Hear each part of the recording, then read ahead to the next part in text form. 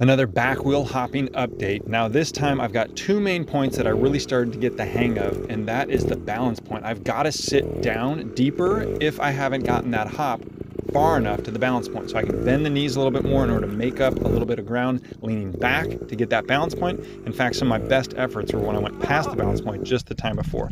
This is the best attempt that I had here on this night. And then the other aspect is just the timing.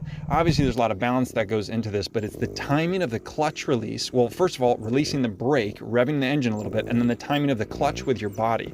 Man, those are some hard things. So in this effort tonight, I was actually finding a place where I could just get to that balance point and stick, and then I had to wait for that front to come down. And sometimes it didn't, and I just lost balance left or right. But it was like this one. This is just a slower attempt, so to speak. So definitely not hopping very far. I almost had trouble waiting for that front to come down. Now, one thing I will say, and anytime you're trying to learn something, you have to fail to both ends of this. So if I never got the front end too high, if I was always just not quite getting high enough, I wouldn't be learning as fast as if I intentionally go too high and I have to learn to slam on the rear brakes. That going too far past it helps you fail faster, and it allows me at least to learn, okay, that was too much. Now my brain understands the learning pattern and I can back it off a little bit from there. So this was probably the best effort for the night, although it did get a little squirrely and I wound up going sideways.